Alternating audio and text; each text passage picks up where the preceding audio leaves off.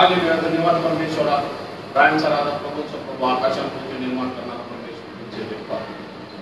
आज सकाळी परत आम्हाला एकत्र केलंस देव. आणि आज सुंदरसं वचन देव आज पाचल्यानंतर आम्ही आहे आणि जो संदेश सांगणार आहे देव त्याच्या अनुरूप असं हे वचन होतं देव की तू बडे आणि तेरी महिमा मैं वर्णू परमेश्वरा देव.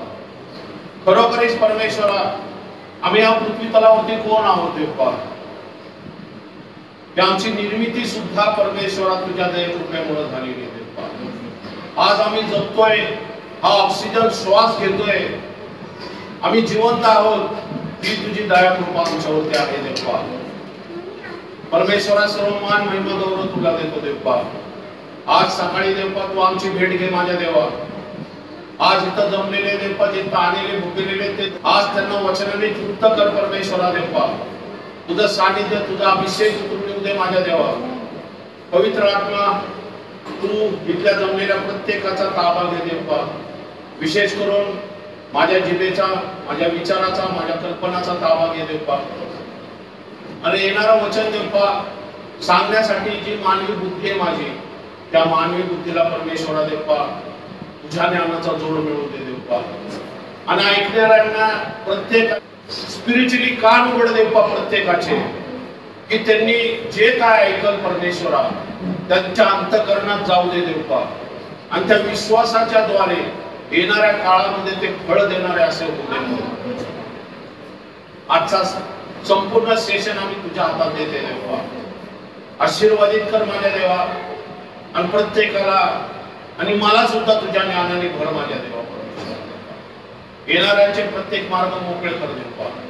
या मिनिस्ट्री बद्दल पास्टर, त्यांची फॅमिली, एल्डर्स, संपूर्ण कुटुंब, माझी टीम, या सर्वांना देव तुझ्या हातात देते देवा. ज्यांनी ज्यांनी या कार्यक्रमाला मदत केली त्यांना सुद्धा मी तुझ्या हातात देते. त्याशिवाय हे सेशन होऊ शकलं नसतं. तुला प्रत्येकाबद्दल धन्यवाद देतो. येशूच्या नावात मागतो. आपण काल पाहिलं होतं की येशूचं प्रगटीकरणाच्या पुस्तकामध्ये काय पाहिलं होतं आपण? येशू ख्रिस्ताचं प्रगटीकरण. म्हणजे प्रगटीकरण काय आहे? संपूर्ण येशू ख्रिस्ताचं प्रगटीकरण आहे. येशू ख्रिस्ताबद्दल सांगण्यात आलं की त्यांनी पूर्वी काय होता तो, त्यांनी काय केलं क्रूस खांबाद्वारे आणि पुढे तो काय करणार आहे. Praise the Lord. आणि ह्या सर्व घटना आपण समजून घेत असताना आपण पहिला अध्याय पाहिला की ते येशू ख्रिस्त जसं सारांश होत होतं की पात्मा बेटावर योहानाला आत्मेने संचालित झाला आणि तो स्वर्गामध्ये पाहते. काही गोष्टी जे आपण पृथ्वीवरती पाहतो ते गोष्ट वेगळी. प्रगटीकरण हे विशेष काय माहिती का? कारण हे स्वर्गामध्ये पाहिलेले सर्व गोष्टी, पृथ्वीवरच्या घडामोडी नाही येत्या. तर कुठल्या घडामोडी आहेत? संपूर्ण स्वर्गात घडलेल्या घटना आहेत. Praise the Lord. म्हणून स्वर्गीय स्थानामध्ये या स्वर्गीय जो परमेश्वराचा व्ह्यू म्हणतो आपण, या परमेश्वराचा दृष्टिकोन, या स्वर्गाची जी रचना आहे, या स्वर्गाची जी इच्छा परमेश्वराची, स्वर्गातून असलेली परमेश्वराची जी योजना आहे ना, ती आम्हाला ह्या प्रगटीकरणामध्ये समजायला लागते. आणि म्हणून आपण पाहिलं की दुसऱ्या अध्यायामध्ये आपण काय पाहिलं? दुसरा अध्याय ते तिसरा अध्याय हे मंडळीला पत्र पाहिले आपण. 7 मंडळीला पत्र.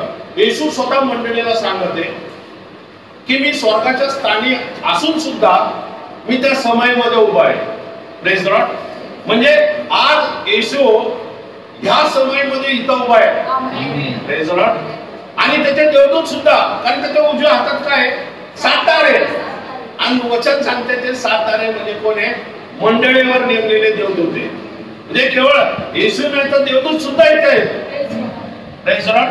कारण काय की अंधारातल्या दुरात्मेची शक्ती असली तर आपल्याला प्रोटेक्शन करणारा सुद्धा अंधाराची शक्ती ही स्पिरिच्युअली म्हणजे काय? आध्यात्मिक आहे, न दिसणारी. आमचं प्रोटेक्शन सुद्धा आध्यात्मिक आहे. काय? देवदूत आणि येशू. Praise the Lord. दिसत नाही आपल्याला, पण ह्या संपूर्ण बंगल्याभोवती आहे ना वॉरियर एंजलचा पहार आहे. Praise the Lord. तुम्हाला दिसत नाही पण आत्म्यात मला दिसतोय. आणि तुम्ही सुद्धा आत्म्यात बघायला पाहिजे. ज्यावेळेस तुम्ही आत्म्यात बघता की तुम्ही जरी घरी असला तरी तुमच्या घरामध्ये या तुमचं जे कुटुंब आहे, या तुमचा जो फ्लॅट आहे, त्या फ्लॅट भोवती सुद्धा देवदूतांचं कुंपण आहे. जे कुंपण घातलंय म्हणून मी त्याच्यामध्ये शिरकावू शकत नाही, त्याच्या प्रॉपर्टीवर हल्ला करू शकत नाही, त्याच्या मुलाबाळांवर हल्ला करू शकत नाही, त्याच्या व्यवसाय धंद्यावरती हल्ला करू शकत नाही. का? कारण तू प्रोटेक्शन दिलेलं आहे, तू कुंपण घातलेलं आहे. धन्यवाद. आम्हाला दिसत नसलं तरी आमच्या मूर्तीत कुंपण आहे. आणि ज्यावेळेस आम्ही विश्वास ठेवू त्यामुळे आम्ही घाबरणार नाही, आम्ही कचरणार नाही, आम्ही सामर्थ्याने त्या कुंपणामध्ये विजय आणि विजय असं वाढत जाऊया. रेस्टॉरंटमध्ये न दिसणाऱ्या गोष्टी आपण पाहते म्हणून तो मंडळीला प्रोत्साहन देतोय, मंडळीच्या काही चुका सुद्धा दाखवतो, तो लेटर लिहितोय. हे 7 लेटर म्हणजे काय? मागच्या वेळेस सांगितलं की एक रिलेशनशिप आहे येशू ख्रिस्त आणि मंडळीमध्ये. आणि येशू ख्रिस्त काय करतो ते रिलेशनशिप मध्ये सांगतोय की तुम्ही अशा अशा गोष्टी करता म्हणून मी तुम्हाला आशीर्वादित यासाठी करतो की तुम्ही खोट्या संदेशांना ओळखता. मी तुमच्या धीर आणि जो ज्याला म्हणतो तुमची जी माझ्यावरती प्रीती आहे ह्याच्याबद्दल मी तुमची काय करतो, तुम्हाला शाबासकी देतो. बरोबर? येशू आम्हाला शाबासकी सुद्धा देतो आपण चांगलं काम केल्याबद्दल. बरोबर? तुम्ही आज जो इथं राहण्याला आला घरामधून एक दिवस तुम्ही इथं स्टे केला, बरोबर? हे तुमचं बाकीच्या गोष्टीला नकार देऊन आज इथं उपस्थित आहात हे येशू ख्रिस्ताने पाहिलेलं आहे. आणि येणाऱ्या काळात तुम्हाला तो आशीर्वादित सुद्धा करणार आहे. म्हणून येशू त्याची तारीफ सुद्धा करतो. जे जे काम तुम्ही देवाच्या राज्यासाठी करताना ते व्यर्थ जात नाही, ते लिहून ठेव. कारण ते येशू परमेश्वराकडे एक ज्याला म्हणतो ना एक परमेश्वराकडे ओझ आहे की यांनी माझ्यावरती हे माझ्यासाठी हे काम केलं, मला त्याला आशीर्वाद द्यावाच लागत. Praise the Lord. बरोबर आहे? कारण बाप जो एक पिता असतो, फिजिकल पिता असतो, तो आनंदी कधी होतो? मुलांनी जर आपल्या फिजिकल याला म्हणतो ना शारीरिक वडिलांना काहीतरी गिफ्ट दिलं, या वडिलांसाठी काहीतरी केलं, बस मुलगा कमवत नसला तरी आम्ही काय करायचो लहानपणी, आता पप्पाकडून काहीतरी पाहिजे असायचं, मग पप्पाला खुश कसं करायचं? तर सगळीच बाटली घ्यायची, हे करायचं साबणाचं पाणी आणि गाडी धुवायची त्यांची, खुश. त्यावेळेस 10 रुपये पण खूप असायचे आम्हाला. मग पप्पाने पोरांनी गाडी धुतली लगेच, का त्यांच्यासाठी काहीतरी काम केलं. मग परमेश्वर काय म्हणतो, जगिक पिता जर मुलांना साथ देत नाही पण चांगलं अन्न देतो तर स्वर्गीय पिता काही प्रमाणात तुम्हाला देणार का नाही? जर त्याच्या राज्यासाठी तुम्ही केलं तर. Praise the Lord. हेच आपण त्या पत्रामध्ये शिकतो. आणि मग तो चुका सुद्धा दुरुस्त करतो. पण तुमची पहिली प्रीती जी झालेली आहे ती जी तुम्ही आता थोडस लांब गेलाय माझ्यापासून, पश्चाताप करा, क्षमा मागा आणि परत माझ्याकडे या. Praise the Lord. म्हणून पश्चाताप हा परमेश्वर आम्हाला कमी लेखतो म्हणून पश्चाताप करा म्हणत नाही, तर यू टर्न, कालच सांगितलं मी, यू टर्न घ्या त्या पापाच्या मार्गातून, त्या अमंगळ मार्गातून, या त्या जो मार्ग परमेश्वराला आवडत नाही अशा मार्गातून तुम्ही काय करा, परत परमेश्वराकडे या उधळ्या पुत्रासारखं. आणि ज्यावेळेस तुम्ही परत पश्चाताप करून परत येतात त्यावेळेस परमेश्वर तुम्हाला काय, तो दयाळू आहे, तो कृपाळू आहे, तो काय करेल, तुमची क्षमा करेल. आणि परत तुमचं जे रिलेशन परमेश्वराबरोबर तुटलं होतं ते परत जोडलं जाईल आणि परत तुम्ही परमेश्वराच्या सेवेच्या मार्गामध्ये चालता. म्हणून म्हटलं ही ब्युटी आहे ख्रिश्चन लाईफ मध्ये, एक ब्युटी आहे. चूक झाली तरी दुरुस्त करायची तुम्हाला काय आहे, संधी आहे उपलब्ध. Praise the Lord. म्हणून खचून जाऊ नका, घाबरू नका, धीर सोडू नका, कमकुवत होऊ नका. हे सगळे सैतानाचे हत्यार आहेत जो सैतान तुमच्या विरुद्ध वापरतो. तर परमेश्वराकडून जे त्याला म्हणतो क्षमा घ्या, प्रीती घ्या, शांती घ्या, आनंद घ्या आणि सामर्थ्य घ्या. आणि त्याच्या कामामध्ये तुमचं फिजिकल काम सुद्धा करा आणि स्पिरिच्युअल काम सुद्धा करा. Praise the Lord. हे आपण कुठे शिकलं? 7 जे पत्र होती त्याच्यामध्ये. ओके, 4थ्या अध्यायामध्ये आलो होतो आपण. 4थ्या अध्यायामध्ये आपण स्वर्गाचं लेआउट शिकलो की स्वर्गामध्ये कसं स्थान आहे.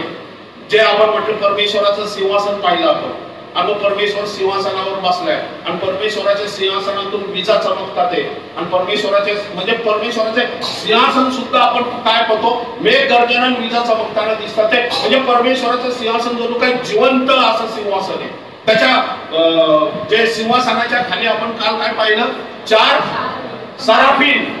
6 पंख असलेले, ते अग्नी ज्यांच्यामधून वाहते असे, ते कोण आहेत?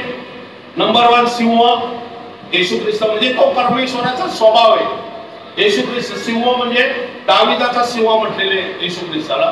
दुसरं गोरा, पाळीव प्राण्यामध्ये श्रेष्ठ, जनावरांमध्ये श्रेष्ठ कोणी, पशुमध्ये श्रेष्ठ कोणी?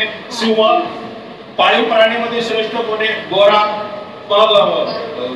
प्रतिरूप परमेश्वराचा कोण आहे? मानव. आणि पक्षामध्ये श्रेष्ठ कोण आहे? गरुड. हे परमेश्वराचे सगळे स्वभाव आहेत. आणि मग त्याचं विश्लेषण पण आपण ऐकलं होतं त्याच्यामध्ये. ओके, मग आपण पाहिलं की परमेश्वराच्या उजव्या हाती एक कुंडाळी आहे, 60 शिक्के मारून बंद केलेली. ओके, तिथपर्यंत आपण आलो होतो, बरोबर आहे. आणि थोडंसं वाचलं होतं थोडं, पण परत आता काही नवीन असतील त्यांच्यासाठी थोडेच वचन आहेत ते, तिथून आपण सुरू करूया.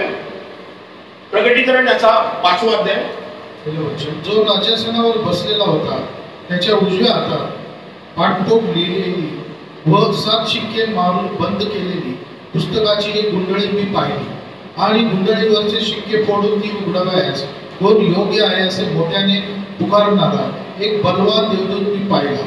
तेव्हा स्वर्गात, पृथ्वीवर किंवा पृथ्वीखाली कोणीही ती गुंडाळी उघडावयास किंवा तिच्यात पाहावयास समर्थ नव्हता. Praise the Lord. नीट लक्षात घ्या. आपण काल काय पाहिलं होतं की परमेश्वराच्या उजव्या हातात, उजवा हात म्हणजे परमेश्वराचा काम करायचा हात आहे. उजवा हात प्रत्येक व्यक्तीचा काम करायचा हात. एकदम ज्याला म्हणतो ना, त्या उजव्या हातामध्ये सामर्थ्य परमेश्वराचं आहे. परमेश्वराच्या प्रत्येक भागामध्ये सामर्थ्यमान.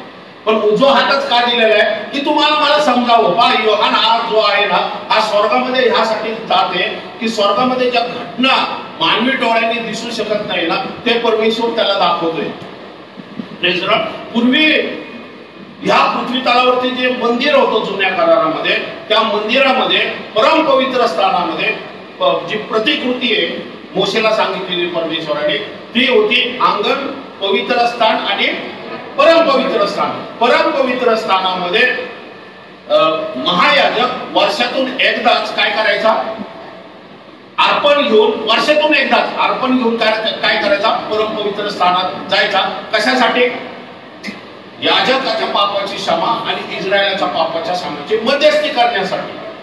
पण येशू ख्रिस्ताच्या रक्तामधून मुळे परमपवित्र स्थानात, पृथ्वीच्या नाही, स्वर्गाच्या परमपवित्र स्थानात योहानासारखा साधा याला एंट्री करण्याची मुभा मिळालेली आहे. Praise the Lord. म्हणून आम्हाला सुद्धा मुभा मिळालेली आहे. आमच्या प्रार्थना आता डायरेक्ट येशू ख्रिस्ताच्या नावामध्ये कुठे जातात? परमपवित्र स्थानात, स्वर्गात. कारण पृथ्वीवर तर आता मंदिर नाही राहिलेले इस्रायल सारखं. Praise the Lord. म्हणून आपण ज्या प्रार्थना आता ह्या मंदिरात करतो, आपल्या प्रार्थना कुठे जातात? सरळ स्वर्गामध्ये. Praise the Lord. बरोबर आहे. आणि मग आता तेच पाहते की परमेश्वराच्या उजव्या हातामध्ये एक गुंडाळी होती. ती गुंडाळी काय होतं? भविष्य काळाच्या घटना सर्व त्या गुंडाळीमध्ये लिहिलेल्या होत्या. आणि ते 7 शिक्के मारून काय केले होते? बंद करण्यात आले होते. खरे त्याच्यामध्ये आमच्या आर्मीमध्ये आम्ही पाहतो की शिक्के मारून एखादी गोष्ट सील बंद करण्यात आली येते, त्यावेळेस ते सील उघडायला, ते सील तोडून त्यामधला मजकूर वाचायला, त्या मानाचा, त्या हुद्द्याचा किंवा त्या ज्याला म्हणतो ना त्या पदाचा किंवा त्याचा मान सन्मान आहे असा व्यक्तीच तो सील उघडू शकतो. म्हणून तो बलवान देवदूत म्हणतो, कोण योग्य आहे? कोण मान सन्मानच्या योग्य आहे? कोण परमेश्वराच्या गौरवाला योग्य आहे? जो हे सील उघडल. मग तो बलवान देवदूत मोठ्याने घोषणा करतो. मग आपण काय पाहतो इथं? स्वर्गात, पृथ्वी आणि पृथ्वी खाली कोणीही योग्य नाही. म्हणजे 4 देवदूत ते योग्य नाही, 24 वडील ते योग्य नाही, पृथ्वीवरचा कोणी योग्य नाही, अब्राम योग्य नाही, मोशे योग्य नाही, दावीद योग्य नाही, आदोलाबादला पण कोणी योग्य नाहीये. आणि मग आता कोण योग्य आहे हे आता आपण पाहतोय. पुढं कशात यायचं तिथपर्यंत काल आलो होतो की रडू काळातल्या घटना अंधारल्या होणार. पण इथं वचन काय सांगते? इथं 5 आणि 6 वाचा ब्रदर. तेव्हा वडील मंडळापैकी एक जण मला म्हणाला, रडू नको, पहा यहूदा वंशाचा सिंह, यहूदा वंशाचा सिंह. पहा ते 4 प्राण्यांमधला जो सिंह म्हटला ना, आपल्या यहूदा वंशाचा सिंह, दाविदाचा अंकुर, दाविदामधून निघालेला अंकुर, याने जय मिळवला. यांनी जय मिळवलेला आहे. कशावरती जय मिळवलेला आहे पाहूया आपण. जे पृथ्वीवरती त्यांनी जे काम केलंय क्रूस खांबावरती, आणि त्या क्रूस खांबावरती काम केल्यानंतर जो पुनरुत्थान होऊन आता तो वरती आलाय स्वर्गामध्ये. आता स्वर्गामध्ये जणू काय येशू ख्रिस्ताचा राज्याभिषेक होणार आहे. कळते तुम्हाला राज्याभिषेक म्हणजे माहिती ना काय? जसे मोठे मोठे मिनिस्टर ज्यावेळेस निवडून येतात त्यांचं काय होतं, राज्याभिषेक होतो ना, शपथ घेतात ना ते, की आता ते निवडून आल्यावरती त्यांना काय होतं, पंतप्रधान, प्राईम मिनिस्टर ज्याला म्हणतो ना, मग मिनिस्ट्रीचा हुद्दा सगळ्यांना मिळतात, बरोबर ना. त्याप्रमाणे इथं आता येशू ख्रिस्ताला तो शिक्का उघडण्यास योग्य आहे. आणि आता त्याला स्थान काय देणार आहे, परमेश्वर काय स्थान देणार आहे तेच आपण पाहणार आहोत. की परमेश्वराच्या उजवीकडचा जो सिंहासन आहे आता तो त्याला प्राप्त होणार आहे. आणि ते आपण इथं पाहतो. आपण जे आपण म्हणतो ना, की स्टेफन म्हणतो ना, परमेश्वराच्या उजवीकडं मला येशू ख्रिस्त उभा असलेला दिसतोय, तेच योहान इथं स्वतः जाऊन स्वर्गामध्ये त्या घटना घडताना पाहते. Praise Lord. 5वं आणि 6वं वचन परत वाचा. तेव्हा वडील मंडळापैकी एक जण मला म्हणाला, रडू नको, पहा यहूदाचा वंशाचा सिंह, दाविदाचा अंकुर याने जय मिळवला, म्हणून तो तिचे 7 शिक्के फोडून ती उघडण्यास योग्य ठरला आहे. तेव्हा राजासन व 4 प्राणी यांच्यामध्ये आणि वडील मंडळ यांच्यामध्ये ज्याचा जणू काय वध करण्यात आला होता, ज्याचा जणू काय वध करण्यात आलेला आहे. पहा, शिक्के फोडण्यास कोण योग्य आहे? येशू ख्रिस्त योग्य आहे, बरोबर आहे. पण वचन काय सांगतंय, त्यांनी जय मिळवलेला आहे. वरच्या वाचनामध्ये काय सांगितलेलं आहे? जय मिळालं आहे. पण खालच्या वाचनामध्ये काय सांगितलेलं आहे? ज्याचा वध करण्यात आलेला आहे. Praise Lord. म्हणून मी काल सांगितलं, क्रूस खांब, रक्त हे प्रथम आहे, आणि मग जे ईस्टर आहे हे काय आहे, जे क्रूस खांबावरती काम केलेलं आहे येशू ख्रिस्ताने रक्त सांडून, ते ईस्टर काय आहे? त्या ईस्टर नंतर परमेश्वराकडून सांडलेल्या रक्तामधून प्राप्त झालेलं सामर्थ्य आणि अधिकार ईस्टर पासून सुरू होतात. क्रूस खांब हा करार येशू ख्रिस्ताने पूर्ण केला, तेच सांगतो तो. आणि मग ईस्टर मध्ये काय झाले? जय मिळवलेलं आहे. कळते तुम्हाला त्याचा अर्थ? कळलं तुम्हाला? क्रूस खांब हा वध करण्यात आलेला आहे. कोणासाठी? तुमच्या माझ्यासाठी. आणि जय कशाला मिळवलेला आहे? तुमच्या माझ्यासाठी. बरोबर. कोकरा उभा राहिलेला मी पाहिला. असा कोकरा, वरती म्हणतो सिंह, इथं काय म्हणतोय? कोकरा. तो पूर्वी कोकरा होता, ज्यावेळेला वध झाला, जय मिळवल्यावर काय झालंय? तो सिंह झालेला आहे. Praise Lord. कळतंय तुम्हाला? तो आता कोकरा राहिलेला नाही, तो आता सिंह झालेला आहे. Praise Lord. आणि आम्ही त्याचे कोण झालेले? छावे झालेले. Praise Lord. आम्हाला सुद्धा आता काय सिंहासारखं येशू ख्रिस्ताकडून प्राप्त झालेला अधिकार आपल्याला काय होतोय? मिळतोय इथं. मग आपण जाऊया पुढं. बरं, मला आता एक गोष्ट, की येशू ख्रिस्ताने असं काय केलेले, आता नीट लक्षात घ्या, मी हळूहळू सांगतो. येशू ख्रिस्ताने असं काय केलेले, किंवा येशू ख्रिस्त कोण होता? येशू ख्रिस्त पृथ्वीवरती येण्याच्या आधी येशू ख्रिस्तचं भूतकाळ काय? येशू ख्रिस्ताचा जन्म कधी झालेला आहे? येशू ख्रिस्त, परमेश्वर आणि येशू ख्रिस्तामध्ये असलेले रिलेशन काय?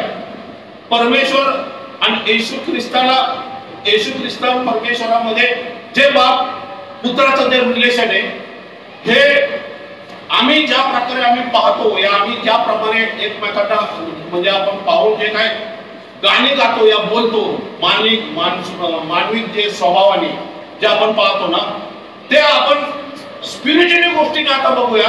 येशू ख्रिस्ताचा जन्मापासून या येशू ख्रिस्ताच्या गोष्टी, याचा 15वा अध्याय 47 ते 49 वचन पाहूया. हिला मनुष्य भूमीतून म्हणजे मातीचा आहे, दुसरा मनुष्य स्वर्गातून आहे. तो जसा मातीचा होता. एक मिनिट. आदाम, परमेश्वराने आदामाला बनवलं. आदाम कुठला होता? मातीपासून बनला होता. Praise the Lord. आणि दुसरा मनुष्य कोण आहे?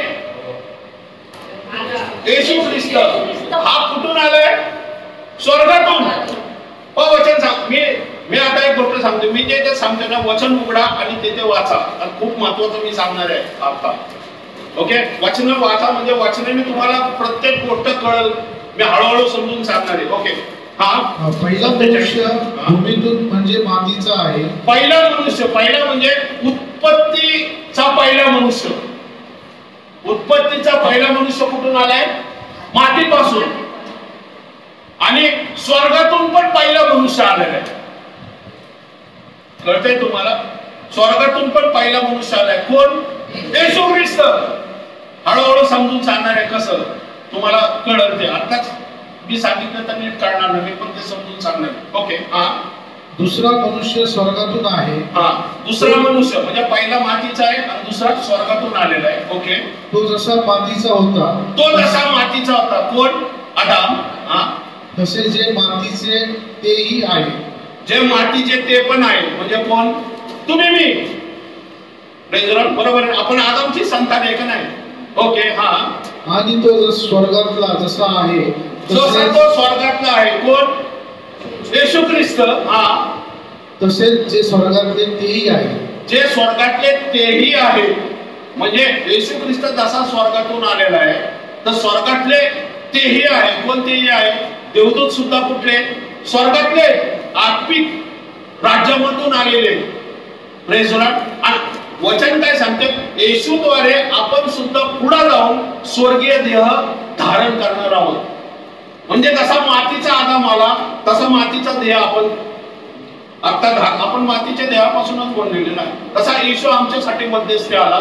तसा आता आपण सुद्धा येशूवरती विश्वास ठेवल्याने भविष्य काळ आमचं काय? आम्ही सुद्धा येशू सारखे होणार आहे, गौरवशाली. Praise the Lord. कळतंय तुम्हाला? आम्ही सुद्धा येशू सारखे होणार आहे. हा, 49. आणि जो मातीचा त्याचे प्रतिरूप जसे आपण धारण केले. जसं मातीचं प्रतिरूप आपण धारण केलं, असे जो स्वर्गातला त्याचेही प्रतिरूप धारण करू पुढे फ्युचर मध्ये. Praise the Lord. कळतंय तुम्हाला? हे भविष्य सांगतोय तो. जसा आदामाचं प्रतिरूप आपण धारण केले, तसं आपण येशू ख्रिस्ताचं सुद्धा प्रतिरूप धारण करू पुढे जाऊ. हा, जो मरियेच्या उदरी जन्म झाला येशूचा, त्याच्या आधी येशू कुठं होता? कुठं होता येशू? नक्की आहे ना? वचन सांगता येतं, पण आता अजून नीट तुम्हाला वचन तुम्हाला कळायला पाहिजे. वचन परत. ओके. योहानाचा 8वां अध्याय.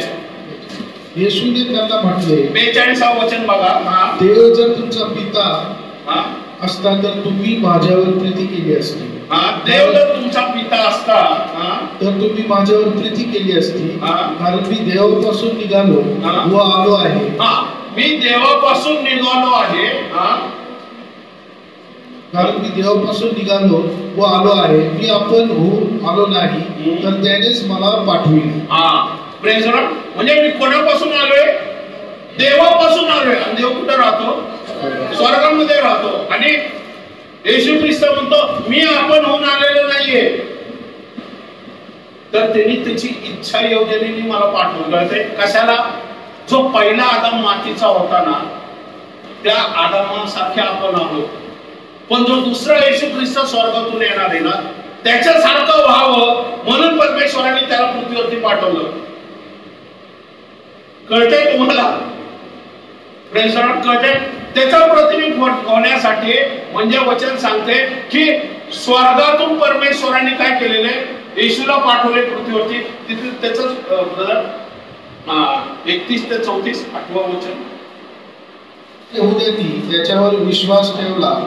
त्यांना येशू म्हणाला, तुम्ही माझ्या वचनात राहिला तर खरोखर माझे शिष्य आहात. जर येशू ख्रिस्त पृथ्वीवरती माणूस बनून येतो, या ज्याला म्हणतो ना देह, मानवी देह धारण करून आलेला आहे, त्यावेळेस तो की तुम्ही माझ्या वचनावरती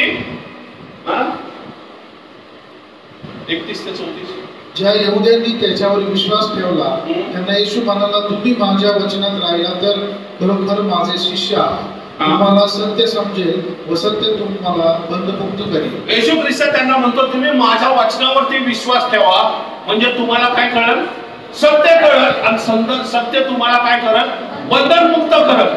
पुढं ते त्याला म्हणाले, आम्ही अब्रामाचे वंशज आहोत व कधीही कोणाच्या दास्यात नव्हतो. यहुदी म्हणतात, आम्ही कोणाचे वंशज आहोत? अब्रामाच्या वंशज आहोत. म्हणतो बंधन मुक्त करवायला आम्हाला, आम्ही कुठल्याच बंधनामध्ये नाहीये. आज मानवाला पृथ्वीवरती हाच प्रॉब्लेम आहे. सगळ्यांना वाटतं आम्ही बंधनात नाहीये, तसं यहुद्यांना पण वाटत होतं. आम्ही अब्रामाचे संतान आहोत, आम्ही नियमशास्त्र पाळतोय, आम्ही सण पाळतोय, आम्ही मंदिरामध्ये जातोय. पण ते म्हणतात आम्ही अब्रामाच्या वंशज आहोत, आम्ही बंधनात नाहीये कोणाच्या. आणि येशू म्हणतोय, मी तुम्हाला बंधन मुक्त करायला आलेलो आहे. बरोबर, कारण तो स्वर्गातून आलेला आहे आणि पृथ्वीवरचा व्यक्ती पृथ्वीवरचा विचार करतोय. आणि हा स्वर्गातला पाठवलेला व्यक्ती स्वर्गातून काहीतरी घेऊन येतोय. आणि मग दोघांमध्ये कॉन्ट्रास्ट चाललेला आहे तिथं. येशू म्हणतात, मी मला कशाला पाठवले हे समजून घ्या. तो म्हणतो मला तुमच्यासाठी पाठवलेले. आणि हे म्हणतात आम्हाला मुक्तीची गरज नाही. तर तुम्ही बंधमुक्त व्हाल असे तुम्ही कसे म्हणता? येशूने त्यांना उत्तर दिले, मी तुम्हाला खचित खचित सांगतो, जो कोणी पाप करीतो तो पापाचा दास आहे. दास घरात सदा सर्वदा राहत नाही, पुत्र सदा सर्वदा राहतो. तो काय म्हणतो की जो पाप करतो तो काय होतो? जो पाप करतो तो बंधनात आहे. आणि तो पाप जो करतो तो दास, तो कोण आहे? पापाचा दास आहे. त्याचं म्हणणं काय की पापाच्या दास्यातून सुटका देण्यासाठी मी आलेलो आहे. कुठून? स्वर्गातून. कारण पृथ्वीवरती कोणीच योग्य नाहीये, स्वर्गातही कोणी योग्य नाहीये, स्वर्गात पृथ्वीच्या खाली सुद्धा कोणी योग्य नाहीये. म्हणून परमेश्वराने त्याला स्वर्गातून पाठवलं खाली. कशाला? बंधन मुक्त करायला, पापाच्या दासातून. पुढं 36 वचन, म्हणून जर पुत्र तुम्हाला बंधमुक्त करेल तर तुम्ही खरे खुले बंधमुक्त व्हा. पुत्रच केवळ तुम्हाला बंधन मुक्त करू शकतो. बरोबर, मगच तुम्ही खरे खुले बंधन मुक्त व्हाल. म्हणजे पुत्र कधी बंधन मुक्त करेल? त्या क्रूस खांबावरती जो करार तो रक्ताद्वारे परमेश्वराबरोबर करणार आहे. बरोबर, तो म्हणतो की तुम्ही जरी पुढं 37, तुम्ही अब्रामाचे वंशज आहात हे मला ठाऊक आहे, तरी तुम्हामध्ये माझ्या वचनाला जागा नाही, म्हणून तुम्ही मला जीवे मारावयास पाहता. तो म्हणतात तुम्ही अब्रामाचे वंशज आहात, मला माहिती आहे, पण तरी माझ्या वचनाला तुमच्यामध्ये जागा नाहीये. म्हणजे मी जे स्वर्गातून आले, परमेश्वराकडून जे मी वचन घेऊन आलेले, तर तो म्हणतो माझ्या वचनाला तुम्ही जागा देत नाही. माझं जे वचन सत्य आहे ना ते तुम्ही स्वीकार करत नाहीये. मी तुम्हाला बंधन मुक्त करायला आलो, पण तुम्ही काय करताय? माझ्या वचनाचा अस्वीकार करताय. पुढं, मी पित्याजवळ जे पाहिले ते बोलतो, तसेच तुम्ही आपल्या पित्यापासून जे ऐकले ते करीता. तो म्हणतो मी पित्याजवळ जे पाहिलं ते बोलतो. पित्याजवळ येशूने कधी पाहिलंय? स्वर्गात असताना. आणि तो काय म्हणतो तुम्ही जे पित्याजवळ पाहिला, म्हणजे कोणाकडं? अब्रामाकडं पाहिलं ते तुम्ही बोलता, पण मी माझ्या पित्याकडं जे पाहिले मी ते बोलतो. कारण येशू ख्रिस्त कुठून आलेला आहे? स्वर्गातून. तो म्हणतो मी स्वर्गातल्या गोष्टी बोलतोय आणि तुम्ही अब्रामाच्या गोष्टी मला सांगताय. कळते तुम्हाला किती कॉन्ट्रास्ट आहे आपल्या मानवी बुद्धीमध्ये परमेश्वराच्या बुद्धीमध्ये? परमेश्वराचे विचार उच्च आहे आणि मानवाचे विचार काय? एवढं छोटस बुद्धी आमची, त्याच्यामध्येच आपण गुरफटत राहतो. आपल्याला कळतं, आपल्याला वाटतं हा येशू म्हणजे योसेफ आणि मरियाचा मुलगा आहे. तसं नाहीये ते, कारण तो स्वर्गातून आलेला आहे. आपलं उत्तर दिले, आमचा पिता अब्राम आहे. आमचा पिता अब्राम आहे. तो काय? आमचा पिता अब्राम आहे. पण मी तुम्हाला ते सांगितलं की परमेश्वराला ते पिता म्हणून ओळखत नाही इस्रायल राष्ट्र. ते कोणाला पिता मानतात? अब्रामाला. तर आमचा पिता अब्राम आहे. हा, येशू त्यांना म्हणाला, तुम्ही अब्रामाची मुले आहात, तर अब्रामाची कृत्य करा. हा, तो म्हणतो तुम्ही जर अब्रामाची मुले आहात तर अब्रामाने केलं तसं करा. मग अब्रामाने काय असं केलं की येशू सांगतो इथं करायला? कळते तुम्हाला? अब्रामाने असं काय केलं? सिस्टम थोडं बरोबर बोलल्या. रोमकरासपत्र याचा 4था अध्याय 18 ते 22 वचन मी तुम्हाला हळूहळू येशू ख्रिस्ताबद्दल सांगतोय, समजून सांगतोय डीप मध्ये. यासाठी जाता मी पहिल्यांदा तुम्हाला उलगडा करतोय, पण ज्यावेळेस तुम्ही एंड ऐकताल ना, हा ओके, कळतंय तुम्हाला की जगिक विचार कसे आणि स्वर्गातून आलेले येशू ख्रिस्ताचे विचार कसे आणि पुढे जाऊन येशू काय करणार ते आपण पाहणार आहोत. ओके, रोमकरासपत्र 8 अध्याय 4था अध्याय 18 ते 22 वचनाप्रमाणे त्यांनी बौद्ध राष्ट्रांचा बाप व्हावे म्हणून आशेला जागा नसताही. एक मिनिट पहा, आता इकडे लक्ष द्या. ते म्हणतात की आम्ही अब्राम आमचा कोण आहे? पिता आहे. मग येशू ख्रिस्त काय म्हणतो? मग अब्रामाने केलं तसं तुम्ही करा ना बाबांनो. Praise Lord. मग अब्रामाने काय केलं हे आपण पाहतोय. अब्रामाने काय केलं? हा, तुझी संतती होईल या वचनाप्रमाणे त्यांनी बौद्ध राष्ट्रांचा बाप व्हावे म्हणून आशेला जागा नसताही. एक मिनिट, परमेश्वर अब्रामाला काय म्हटलं की आकाशातल्या ताऱ्याप्रमाणे काय होईल? तुझी संतती होईल. हे परमेश्वर अब्रामाला सांगतोय. फ्युचर त्याचं कोण सांगतोय? स्वर्गातला परमेश्वर सांगतोय. बरोबर, स्वर्गातला परमेश्वर सांगतोय. आणि येशू सुद्धा कुठून आलाय? स्वर्गातूनच आलेले आहे. कळतंय तुम्हाला? येशू स्वर्गात, परमेश्वर म्हटला मी अब्रामाला, त्यांनी परमेश्वराने स्वर्गातून सांगितलं की आकाशातल्या ताऱ्यासारखी तुझी संतती होईल. हा, आशेला जागा नसताही त्याने आशेने विश्वास ठेवला. आशेला जागा नव्हती त्याच्या. कसल्या आशेला जागा नव्हती? की संतती होईल. का? त्याचं वय किती होतं? 100 होतं. आशेला जागा नव्हती. आशा म्हणजे होप. बरोबर आहे. हा, पुढं. तथापि विश्वासाने दुर्बळ न होता. विश्वासाने दुर्बळ न होता. आशेला जागा नव्हती म्हणजे शरीर साथ देत नव्हतं. शरीरामध्ये तसे गुण नव्हते. Praise Lord. आणि त्याचा जो ज्याला म्हणतो ना आपण पुढं, आपले निर्जीव झालेले शरीर व सारा हिच्या गर्भाशयाचे निर्जीवपण ही त्याने लक्षात घेतली. परंतु लक्षात घ्या, अब्रामाचे शरीर हे निर्जीव झालेले. कशाला निर्जीव झालेले? बीज उत्पन्न करायला. कळते तुम्हाला? बीज उत्पन्न करायला त्याचं शरीर निर्जीव झालंय आणि साराचं गर्भाशय निर्जीव झाले संतती उत्पन्न करायला.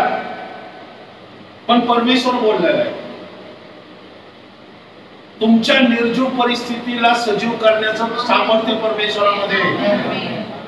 आज परमेश्वर तुमच्या बरोबर बोलते स्वर्गातून, या वचनाद्वारे बोलते.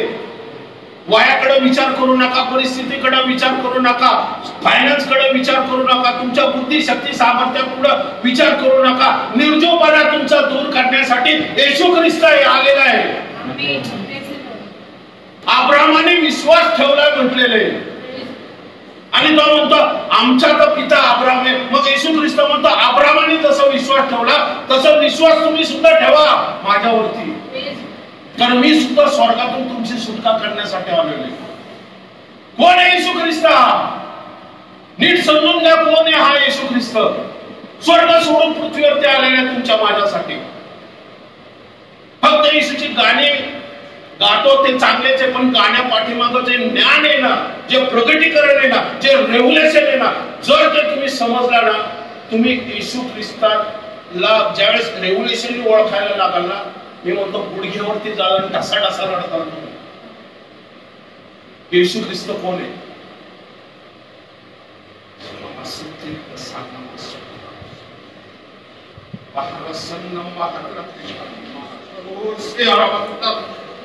Ola sanna sio wasana maharba. Oh sena maharba. Oh batina sio banna habita moti. I am the Lord, said the Holy Spirit of God. I am a creator of universe. Namashena Rama. Oh Baba Jio Baba Mama Sante Baba. Oh holy, holy, holy, holy, holy, holy, holy, holy. Oh Shadarabo Santana Mara. I am the creator of universe, says the Lord. Oh thank you Jesus. Thank you Jesus. Thank you Jesus. Thank you Jesus. Oh Parama Santana Rebekara Kantana Rama Santana Vishnu Rebekara Kantana. Oh thank you Jesus. पुढे वाचूया आपण. परंतु देवाच्या अभिवचनाकडे पाहून तो अविश्वासामुळे डळमळणार नाही, तर विश्वासाने सबळ होऊन त्याने देवाचे गौरव केले. Praise the Lord. अभिवचनामुळे काय केलं? तो डळमळला नाही. त्याने आपल्या शरीराकडे पाहिलं नाही की माझं शरीर निर्जीव झालेलं आहे, साराचं शरीर निर्जीव झालेलं आहे. त्याने पाहिलं नाही. त्याने अभिवचन पाहिलं की परमेश्वराने सांगितलेलं आहे की आकाशातल्या तारा एवढी मी जर तुझी संतती करल तर तो करण्यासाठी समर्थ आहे. आणि तो अब्राहम साराकडे गेला आणि त्याला त्याच्यामधून बीज उत्पन्न झालं आणि ते गर्भाशय सुद्धा उमललं आणि गर्भाशयाने सुद्धा ते बीज रिसीव्ह केलं परमेश्वराच्या नावात. आणि ते गर्भाशय रिसीव्ह जाऊन ते ज्याला म्हणतो इसाकाचं बीज रिसीव्ह होऊन इसाक उत्पन्न झाला. कळतंय तुम्हाला मी आता काय म्हटलेलं आहे? जे शरीर बीज देऊ शकत नव्हतं त्या शरीराने बीज टाकलं आणि जे गर्भाशय रिसीव्ह करू शकत नव्हतं त्या गर्भाशयाने ते गर्भाशय ज्याला म्हणतो जिवंत झालं आणि त्या गर्भाशयाने बीज रिसीव्ह केलं आणि इसाक उत्पन्न झाला. विश्वासाचा इसाक. तुम्ही मी असेच उत्पन्न झाले विश्वासापासून. म्हणून म्हटलेले जे अब्राहमाची संतती आहे तेच केवळ संतती नाही तर विश्वासाचा इसाक कसा जन्म झाला? अभिवचनाने, शरीराने नाही, देहाच्या कर्माने नाही तर अभिवचनाने इसाकाचा जन्म झाला. तसे तुम्ही मी सुद्धा देवाची संतती आहोत, या अब्राहमाची संतती आहोत. Praise the Lord. आम्हाला सुद्धा अब्राहम पिता आहे, पण अब्राहमाचा पिता जो परमेश्वर हा आता आमचा पिता आहे. इस्रायल म्हणतात अब्राहमाचा आमचा पिता आहे, पण आम्ही म्हणतो परमेश्वर आमचा पिता आहे. Praise the Lord. बरोबर. हा पुढे जाऊया आपण. आणि देव आपण दिलेले अभिवचन पूर्ण करावयास मी समर्थ आहे अशी त्याची पक्की खात्री होती, म्हणूनच ते त्याला नीतिपत्व असे गणण्यात आले. म्हणजे अभिवचन असताना त्या अभिवचनावरती ज्यावेळेस तुम्ही विश्वास ठेवताना त्या विश्वासाच्या पुढे जी कृती करताना त्या कृतीनंतर काय होतं माहिती का? तो विश्वास परमेश्वराचा सार्थ ठरतो. म्हणून आपण विश्वासाचे जे वचन आहे ना 11वा अध्याय याचा इब्रिकरास पत्राचा 11वा अध्याय पहिलं वचन पाहूया. विश्वास हा आशा धरलेल्या गोष्टीविषयीचा भरोसा. विश्वास हा आशा म्हणजे काय? होप ज्याला म्हणतो. आशा म्हणजे जे मला दिसत नाही. बरोबर आहे. होप विश्वासाची परिभाषा सांगतोय. ओके. विश्वास म्हणजे होप आहे. की होप काय अब्राहमाला? की मला मूल हवंय. आकाशातले तारे परमेश्वरांनी सांगितलंय मला मूल देणार आहे तो. हा काय त्याचा आशा आहे. ओके. आज विश्वास हा आशा धरलेल्या गोष्टीविषयीचा भरोसा आहे. भरोसा म्हणजे काय माहिती का? विश्वास हा आशा धरलेला. आशा काय धरलेली? मूल जन्मणार आहे. ओके. आशा काय? मूल जन्मणार आहे. भरोसा कोणावरती आहे? देवावरती, देवाच्या वचनावरती की तो देईल, तो करल, त्याच्यामध्ये सामर्थ्य आहे, तो त्याच्यामध्ये कॅपॅसिटी आहे, तो करू शकतो. शंका न धरता त्या वचनावरती विश्वास ठेवणं म्हणजे परमेश्वरावरती अवलंबून राहणं, परमेश्वरावरती भरोसा ठेवणं. बरोबर. पुढं आणि न दिसणाऱ्या गोष्टीबद्दलची खात्री आहे. न दिसणाऱ्या गोष्टीबद्दलची काय आहे? खात्री आहे. की ज्या वेळेस आम्ही भरोसा ठेवतो त्यावेळेस आम्ही काय करतो? कृती करतो. आणि कृती केल्यानंतर काय होतं? मग त्याचं रूपांतर खात्रीत होतं. म्हणून अब्राहम निर्जीव आहे, सारा निर्जीव आहे, पण त्यांनी काय केला? होप होती त्याला की मला मूल होईल, म्हणून त्यांनी काय केला? देवावरती भरोसा ठेवला. कारण देवाचं अभिवचन होतं की तुझा संतती होईल. आणि मग ज्यावेळेस त्यांनी कृती केलं त्याला खात्री काय झाली? इसाक. Praise Lord. कळते तुम्हाला? म्हणून ही जी देवाची वचनं आहेत ना, या वचनावरती ज्यावेळेस तुम्ही विश्वास ठेवता आणि देव करल अशी ज्यावेळेस तुम्ही भरोसा ठेवता देवावरती आणि कृती करता, त्यावेळेस तुम्ही जो विश्वास ठेवला त्यानुसार तुम्हाला खात्री म्हणजे तो आशीर्वाद मिळाल्याशिवाय राहणार नाही. मी आजारी आहे, मला होप काय आहे? मी बरं होणार आहे, पण त्याला बसलेल्या फटक्यामुळे मला आरोग्य प्राप्त झालंय. मी त्या वचनावरती ज्यावेळेस विश्वास ठेवल आणि मी जे आजारामध्ये मला ज्या गोष्टी करता येत नाही त्या जर मी करायला सुरुवात करायला, खात्री काय होईल? आरोग्य. कळतंय तुम्हाला? काय म्हणतात? चेक करा तुम्हाला तुमचे पाठ तुम्हाला मिळालेले काय नाही, रिसिव्ह करा ते. Praise Lord. कळतंय तुम्हाला? म्हणजे सांगायचं होतं विश्वास सुद्धा नेसेसरी. म्हणून येशू काय म्हणतो? तुम्ही माझ्यावरती विश्वास ठेवा. इस्रायल राष्ट्रामध्ये येऊन मी स्वर्गातून आलेलो आहे, तुम्ही येतो त्याला मी मुळीच घालून देणार नाही. कारण मी स्वतःच्या इच्छेप्रमाणे नव्हे तर ज्याने मला पाठविले त्याच्या इच्छेप्रमाणे करावे म्हणून स्वर्गातून उतरलो आहे. आणि ज्याने मला पाठविले त्याची इच्छा हीच आहे की त्याने जे सर्व मला दिले आहे त्यातून मी काही हरवू नये, तर शेवटच्या दिवशी मी ते उठवावे. ओके. Praise Lord. येशू ख्रिस्त पृथ्वीवरती का आलेला आहे? की तो मी पित्याच्या इच्छेप्रमाणे आलेलो आहे या पृथ्वी तलावरती. कशाला आलोय मी? की जे परत वाचा, पिता जे मला देतो ते सर्व माझ्याकडे येईल आणि जो माझ्याकडे येतो, जो माझ्याकडे येतो म्हणजे जो माझ्यावरती विश्वास ठेवतो, हा त्याला मी मुळीच घालून देणार नाही. हा. कारण मी स्वतःच्या इच्छेप्रमाणे नव्हे, मी स्वतःच्या इच्छेने नाही तर मी देवाच्या इच्छेप्रमाणे पृथ्वीवरती आलेलो आहे. हा. तर ज्याने मला पाठविले त्याच्या इच्छेप्रमाणे करावे म्हणून स्वर्गातून उतरलो आहे. स्वर्गातून उतरलो आहो. हा. आणि ज्याने मला पाठविले त्याची इच्छा हीच आहे, त्याची इच्छा हीच आहे. स्वर्गातून मी का आलेलो? देवाची इच्छा काय आहे स्वर्गातून? हा. त्याने जे सर्व मला दिले आहे त्यातून मी काही हरवू नये, तर शेवटच्या दिवशी मी त्याला उठवावे. शेवटच्या दिवशी उठवा म्हणजे येशू ख्रिस्त कशाला आला? तुम्हाला केवळ पापातून सुटका देण्यासाठी आलेला नाहीये, तर शेवटच्या दिवशी तुम्हाला पुनरुत्थान देण्यासाठी सुद्धा आलेला आहे. Praise Lord. कळतंय तुम्हाला? येशू स्वर्गीय स्थानामध्ये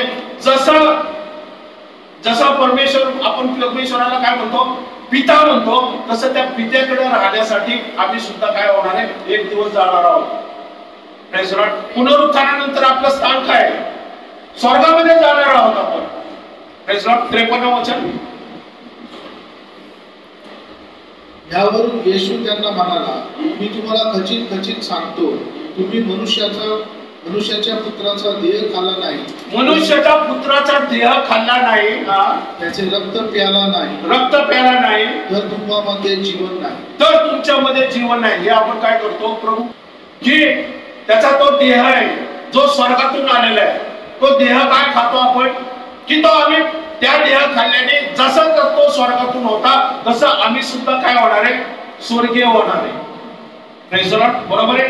तो स्वर्गातून उतरलेली भाकर येतो आणि त्या भाकरीची सेवन म्हणून आपण काय करतो? प्रभू भोजन घेत असतो. Praise Lord. बरोबर आहे. तो त्यांनी स्थापन कुठे? क्रूस खांबावरती स्थापन केलेला तो विधी आहे. त्याचं स्मरण करतो की येशू म्हणतो माझा स्मरणार्थ करा. म्हणजे येशू ख्रिस्त म्हणतो मी स्वर्गातून उतरलेले तुमच्यासाठी, की तुमचं सुद्धा पुनरुत्थान व्हावं. पुढे ते सुद्धा आम्हाला मिळणार आहे. त्यावेळेस नाही, आत्ताच तुम्हाला आशा खात्री आहे. Praise Lord. आणि जर तुम्हाला उत्थान होणार आहे आणि सार्वकालिक जीवन जर तुमचं आहे तर मग कशाला घाबरताय तुम्ही? आजाराला, त्रासाला, संकटाला, कर्जबाजारीपणाला, कुठल्या गोष्टीला घाबरताय? का घाबरताय तुम्ही? Praise Lord. कारण येशू ख्रिस्ताला पुनरुत्थानासाठी आणि तुम्हाला सार्वकालिक जीवन देण्यासाठी परमेश्वराने स्वर्गातून तुमच्याकडे पाठवलेले. Praise Lord. पुढे जाऊया. उतरलेली भाकर हीच होय. तुमच्या पूर्वजांनी भाकर खाल्ली तरी ते मेले. हा, नीट लक्षात घ्या. तुमच्या पूर्वजांनी कुठली भाकर खाल्ली? मन्ना. मोसेनी जुन्या करारात मन्ना खाल्ला तरी ते काय झाले? मरण पावले. बरोबर आहे. पण ज्यावेळेस तुम्ही येशूची भाकर खाता, प्रेज लॉर्ड, ज्यावेळेस येशूची भाकर खाता त्यावेळेस पुनरुत्थान सार्वकालिक जीवन आहे. Praise Lord. हे डिफरन्स आहे. अरण्यात मन्ना खाला तरी ते मेले, भाकर खाल्ल्यावरती पुनरुत्थानाने जीवन आहे. म्हणून त्याला स्वर्गातून पृथ्वीवरती यावं लागलं. देवाचे प्रतिरूप आहे. तो अदृश्य देवाचं प्रतिरूप आहे. Praise Lord. तो अदृश्य देवाचं प्रतिरूप आहे. कोण अदृश्य देवाचं प्रतिरूप आहे? येशू ख्रिस्त. अदृश्य देव. अदृश्य देव याचा अर्थ काय होतो? न दिसणारा. परमेश्वर न दिसणार आहे. मग परमेश्वर का दिसत नाही? तो अदृश्य देवाचा प्रतिरूप आहे. येशू ख्रिस्त हा जो न दिसणारा परमेश्वर आहे त्याचं कोण आहे? प्रतिरूप म्हटलेले. पुढं तो सर्व उत्पत्ती ज्येष्ठ आहे. तो सर्व उत्पत्तीमध्ये ज्येष्ठ आहे. याचा अर्थ काय? सर्व उत्पत्ती ज्येष्ठ याचा अर्थ काय? उत्पत्ती ज्येष्ठ याचा अर्थ काय होतो? की त्याच्या आधी कोणी नाही आहे उत्पत्तीमध्ये. उत्पत्ती याचा अर्थ काय? परमेश्वराने जे काय उत्पन्न केलेलं आहे त्याच्या आधी कोणी नाहीये. त्याच्या आधी कोण होता? अदृश्य देव होता. अदृश्य म्हणजे तो अदृश्य आम्हाला आहे, पण येशूला दृश्य आहे. कळते काय? अदृश्य का म्हटलेलं मी सांगतो त्याचं. म्हणजे तो म्हणतोय अदृश्य देवाचं प्रतिरूप आहे आणि उत्पत्तीत ज्येष्ठ आहे. एक गोष्ट लक्षात ठेवा. परमेश्वराने या पृथ्वी तलावरती या सृष्टीमध्ये येशू ख्रिस्त असाच व्यक्ती आहे ज्याचा जन्म झालेला आहे. जो ज्याचा जन्म झालेला आहे. ओके. बाकी सर्व उत्पन्न झालेले, क्रिएटेड, या बनवण्यात आलेले. कोणी बनवले? परमेश्वराने. पण जन्म एकाचा झालेला आहे. नीट लक्षात ठेवा मी काय म्हणतोय. खूप गहन आणि डीप आहे. म्हणून मी तुम्हाला सांगते, जे उत्पत्तीत म्हटलं ना, तो परमेश्वराच्या उजव्या हाताची गुंडाळी घेण्यास योग्य होता. तो का योग्य होता? त्याचा भूतकाळ कोण आहे हेच आपण शिकतोय. म्हणून मी आता मागचा वचन काय घेतलं? येशू म्हणतो मी पृथ्वीवरती स्वर्गातून आलेलो आहे. म्हणजे तो म्हणतोय पृथ्वीवरती येण्याच्या आधी ऑलरेडी मी स्वर्गामध्ये होतो. आणि कलेश पत्रामध्ये अजून 3 गोष्टी दाखवलेल्या आहेत. वचन असं सांगते की तो उत्पत्तीत ज्येष्ठ आहे. म्हणजे काही बनवण्याच्या सर्वात आधी येशूचा जन्म झालेला आहे. येशू हाच जन्म पावलेला आहे. बाकी सगळं क्रिएशन आहे. या क्रिएट केलेले, या बनवण्यात आलेले, या उत्पन्न झालेले. की ज्या वेळेस परमेश्वर होता आणि येशू ख्रिस्त होता, बरोबर आहे ना? उत्पत्ती ज्येष्ठ म्हणजे सर्वात प्रथम कोण होता? पिता, पुत्र आणि पवित्र आत्मा. एक पिता आहे, एक पुत्र आहे, एक पवित्र आत्मा आहे. हे 3 आहेत, पण हे 3 एकच आहे. पिता, पुत्र, पवित्र आत्मा हे एकच आहे. बरोबर आहे? ते जरी ते वेगळे आहेत, कॅरेक्टर त्यांचे वेगळे आहे. पित्याला पितेचं स्थान आहे, पुत्राला पुत्राचं स्थान आहे आणि पवित्र आत्म्याला पवित्र आत्मेचं स्थान आहे. पण ते वेगवेगळे आहेत. पण ते ज्यावेळेस काम करतात तेव्हा एकत्र काम करतात, म्हणून त्यांना एक म्हटलेले. कळते का? जसं आमचं शरीर आहे, आमच्या शरीरामध्ये पण 3 भाग आहेत: शरीर, जीव, आत्मा. 3 वेगवेगळे. आत्मेचं काम वेगळे, जीवाचं काम वेगळे, पण शरीराचं काम वेगळे. पण काम करताना तिघांना एकत्र झाल्याशिवाय काम करता येत नाही. बरोबर आहे. तसं पिता, पुत्र, पवित्र आत्मा हे तीन वेगवेगळे काम करणारे, पण ते सगळे परमेश्वर योजना इच्छा करतो, येशू ख्रिस्त ती पूर्ण करतो आणि पवित्र आत्म्यामध्ये पवित्र आत्मा काम करतो. म्हणजे परमेश्वर स्वर्गामध्ये, येशू ख्रिस्त पृथ्वीवरती आलाय आणि पवित्र आत्मा येशू आणि परमेश्वरामध्ये काम करतो. तो परमेश्वराची इच्छा पृथ्वीवरती कळवतो आणि येशू त्याप्रमाणे काम करतो. कळतंय तुम्हाला? म्हणून पिता, पुत्र आणि पवित्र आत्मा म्हटलेलं. आणि म्हणून आपण पाहतो ज्यावेळेस येशूचा बाप्तिस्मा झाला तेव्हा आपल्याला तीन वेगळे कॅरेक्टर दिसतात. कोण? परमेश्वर. येशू परमेश्वर स्वर्गातून म्हणतो, हा माझा परमपित्र पुत्र, परमप्रिय पुत्र, हा मला प्रिय आहे. आणि मग आपण पाहतो येशू पाण्यातून बाप्तिस्मा घेताना आणि वचन सांगते की पवित्र आत्मा स्वर्गातून उतरून त्याकडे आला. दिसतात तीन कॅरेक्टर तुम्हाला, तीन वेगवेगळ्या छटा आहेत त्याच्या. म्हणून तो म्हणतो तो अदृश्य देवाचं प्रतिरूप आहे. आता अदृश्य देव आहे, या परमेश्वर जो आहे, हा परमेश्वर माणसाला का दिसू शकत नाहीये? तो अदृश्य काय आहे? तर आपण पाहतो निर्गम की त्याला माझे मुख पाहणार नाही, कारण माझे मुख पाहिल्यास कोणी मनुष्य जिवंत राहणार नाही. Okay, praise Lord. पहा, येशू ख्रिस्ताला म्हटलं, येशू ख्रिस्त स्वर्ग सोडून कुठे आलेला आहे? पृथ्वीवरती. आपण योहानाच्या पुस्तकामध्ये बघितलेले, बरोबर, मागच्या याच्यामध्ये आता. ओके, आता येशू ख्रिस्त, आता परमेश्वर आपण पाहतो. आताच वचन सांगितलं परमेश्वर कोण आहे? येशू ख्रिस्त कोण आहे? अदृश्य परमेश्वराचं प्रतिरूप आहे. आता परमेश्वर अदृश्य काय आहे? तर निर्गम मध्ये काय सांगितलेलं आहे?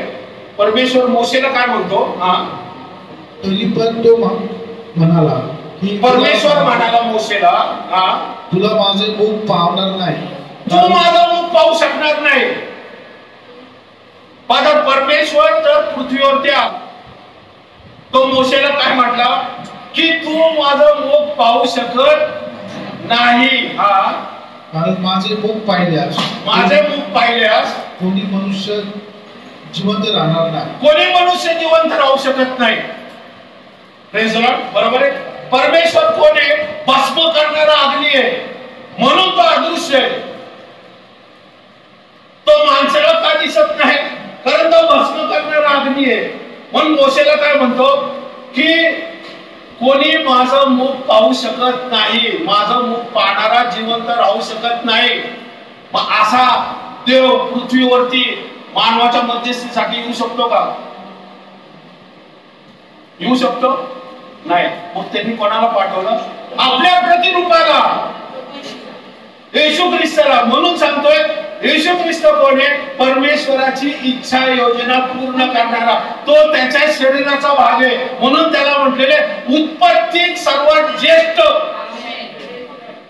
आणि उत्पत्तीत ज्येष्ठ म्हणजे परमेश्वराशिवाय या पृथ्वीवरती कुणीच जर नाहीये, तर मग येशूचा जन्म कुठून झाला?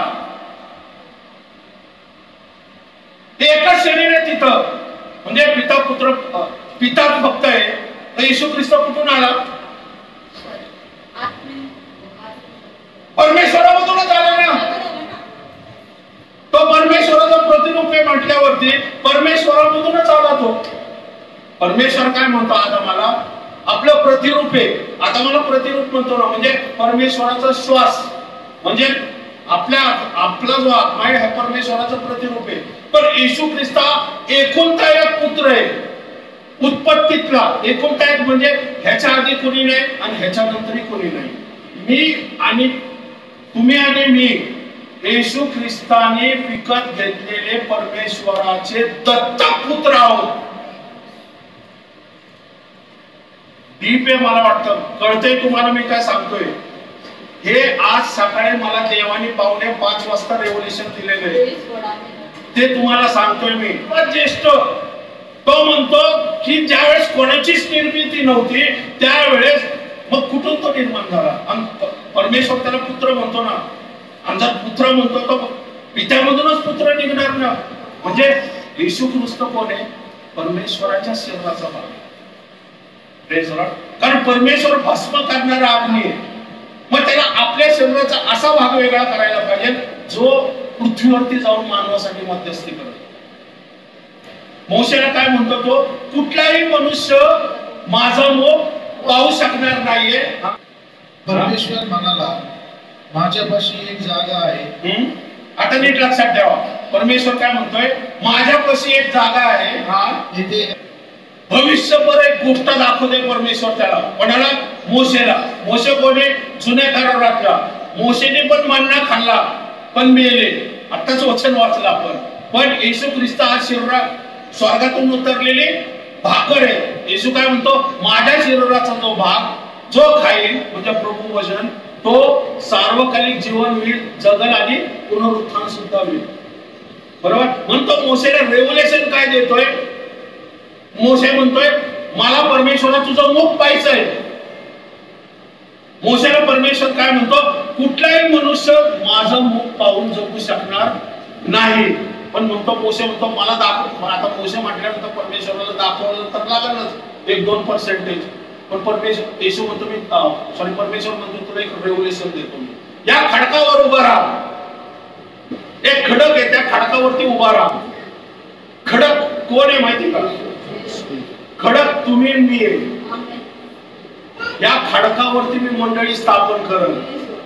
कोण बोलले? येशू ख्रिस्त बोलला ना पेत्राला, या खडकावरती मी मंडळी स्थापन करल. तसं मोशे येशूने तसं सांगितलं पेत्राला, तू खडक आहे, तुझ्यावरती मंडळी स्थापन करल. तसं मोशेला म्हणतोय या खडकावरती उभा राहा, तुझ्यामधून मी इस्रायल राष्ट्र स्थापन करणार आहे. पुढचं पण तो पुढचं गोष्ट सांगते, पुढे वाचा. परमेश्वर म्हणाला, माझ्यापाशी एक जागा आहे, तिथे या खडकावर उभा राहा. असे होईल की माझे तेज जवळून चालले असता मी तुला, माझे तेज जवळून जात असताना मी तुला खडकाच्या भेगेत ठेवी. मी निघून जाईपर्यंत आपल्या हाताने तुला झाकील. आपल्या हाताने तुला झाकील. आपल्या हाताने. हात काय आहे? मी आता सांगितलं. हात काय आहे? परमेश्वराच्या उजव्या हातात गुंडळी आहे आणि ती उघडण्यास कोण योग्य आहे? येशू ख्रिस्त. हात म्हणजे कृती, कार्य कराय. उजवा हात म्हणजे काय मी सांगितलं? ऑथॉरिटी. हात म्हणजे कोण आहे? परमेश्वराचा हात कोण आहे? येशू ख्रिस्त, जो या पृथ्वीवरती परमेश्वराच्या मर्यादेत काम करणार आहे. आम्ही आमचे हात काम करतात ना, पण आमचं शरीर काम करते. मी सांगितलं तुम्हाला, आमचं शरीराचा हात काम करते, पण इच्छा कोणाची असते? जीवाची असते. बरोबर आहे. जीव दिसत नाही, पण जीवाची इच्छा काय असते?